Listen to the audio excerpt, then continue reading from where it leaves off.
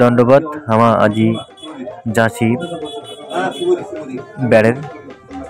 মোর সাথে আছে কমল, এই যে রবিদা, তারপর হচ্ছে বিষ্ণু, বিশ্ব আর মুই যাচ্ছি 4 চাকাত অল্টো গাড়ি করিয়া।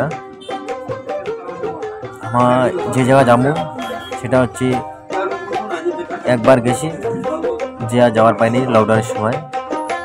তো আমার টার্গেট ছিল যে আমার যাবোই, তো তার জন্য 2 বছর পর আমার টার্গেট মানে পূরণ করে যাচ্ছি আর কি।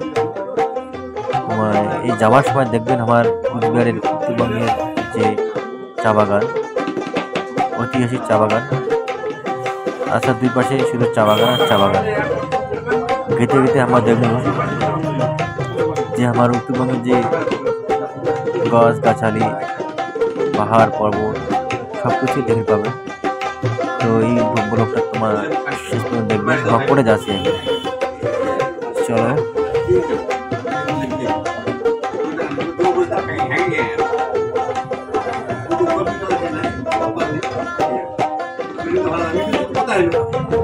মনে হয় বিন্দাগুড়ি রোড।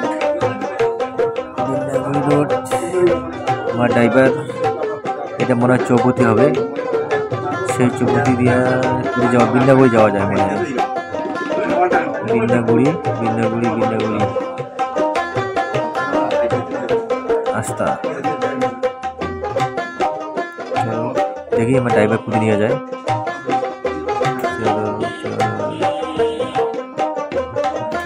সামনে মনে রেল লাইন,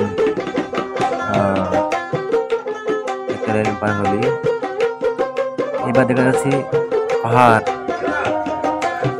দেখা যাচ্ছে। চলো পাহাড় কদুর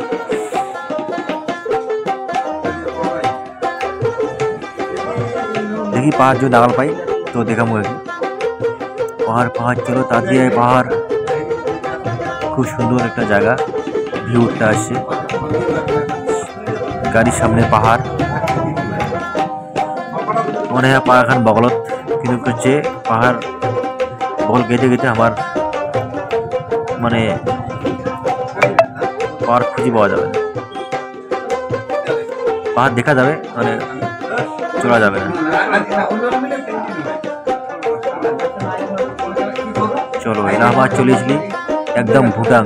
এই দেখো ভুটানের বাড়ি, যে কারেং কি কয়। চলো এবার যে ভুটানের রাজবাড়ির মতো বাড়িগুলা, জিসিপি এর ভুটানের রাজবাড়ি, ভুটানের মানে রাজার মতো বাড়ির ডিজাইন গেছে। এর ভুটানের রাজার দেশ, রাজার মতো নিয়ম মতো চলে লাগে। এই চলো এখানে আমার ভুটানের পাহাড় চলেছি, পাহাড়, এটা হচ্ছে পাহাড়। তারপর হচ্ছে এটা ছোট একটা ফরেস্ট, বেশি ফরেস্ট মনে হয় বড় নয়, চলো ফরেস্ট নয়। চলো আমার ড্রাইভার ভয় করেছে যে আমার তো ভিসা নেই, ভিসা ছাড়া যে কদূর যাওয়া যায় সেটা ড্রাইভারের তার একটা আইডিয়া নেই, আমার আইডিয়া নেই। তো ভয়ে যাচ্ছি। সামনে অর্পিতা, এই যে মানে ভুটানের মানুষগুলা আচ্ছা দাঁড়িয়ে আছে, ছোটো মোটো একটা গ্রাম হবে, ঠিক আছে। আমার বেশি যাওয়া পাবো না, কারণ হচ্ছে আমার ভিসা নেই। এর সামনে একটা বাড়ি, বড় বাড়ি, রাজার দেশের বাড়ি। চলো খুব সুন্দর ডিজাইনের বাড়ি। এরপরে আমার বাপ, এটা নতুন করে বাড়ি আছে, দেখো মানে বিল্ডিং হবে। চলো এই একটা বাড়ি পার হলি আরো উপরে উঠেছি, আর একটা বাড়ি, খুব ডিজাইনের বাড়ি, খুব সুন্দর গাড়ি। এই একটা বাড়ির পরে যাবেন আরও একটা বাড়ি, খুব সুন্দর বাড়ি, সব একই ডিজাইন বা একই কালার, বা একটা রাজার যে একটা চিহ্ন থাকে, দেখো চিহ্ন রাজার একটা ডিজাইন থাকে। ভুটানের একটা যে একটা কৃষ্টি কালচারের মধ্যে পড়ে। আমার রবিরাও ভিডিও করেছে। আমার একটা উঁচা উঠছি আর কি, প্রায় 130 ফুট মতো উঁচা উঠে গেলে। চলো তারপর চলে এসেছি আমার খেলার মাঠ, স্টেডিয়াম। এই যে মাঠটা, যে ঘাসটা অরিজিনাল ঘাস নয়, এটা হচ্ছে ঘাসটা মানে বসানো ঘাস। বল খেলা আছে, খুব সুন্দর মাঠ, ছোট মাঠ হলো দেখার মতো। তারপর একটা সুন্দর বাড়ি, সাদা রঙের বাড়ি। চলো একটা ব্রিজ, ছোট ব্রিজ, তো ব্রিজে সিলেক্ট রাস্তা দিয়ে যাচ্ছি না, এই আমার ড্রাইভার দেওয়া ভয় করেছে। তারপর হচ্ছে চলো এই যে গাড়ি পার্কিং কোন অফিস, যে কোনো একটা অফিস হতে পারে, আমার সঠিক জানি না। চলো বাড়িগুলা টাইলস বসা, অফিস টফিস ঘর হবে। তারপরে চলো এটা কোন দিকে যাবে সেটাও জানে না, একদিন গাড়ি ঢুকে দিলে পাশে ভয় করিয়া।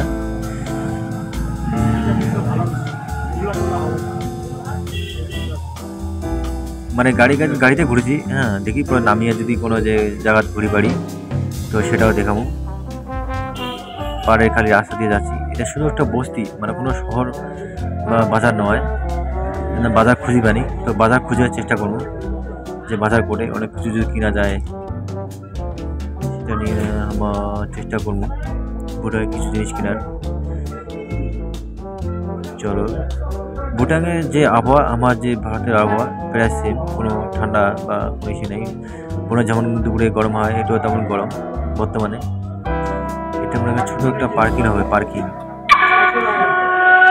এটা ছোটো একটা পার্কিং, একটা মন্দির, সেই মন্দিরটা দেখবো।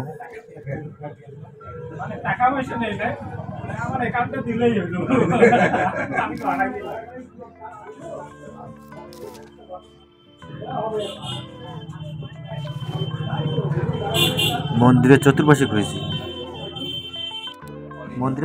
ঘুরেছি, যে পুরী যাবো বা পুরী গাড়িখান থামাবো সেটা জায়গা পাচ্ছি না।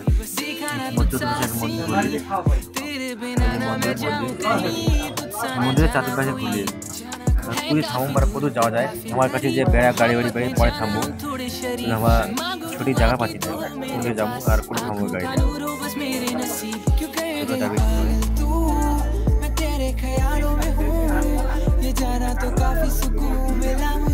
পরে কিছু দেখা হবে।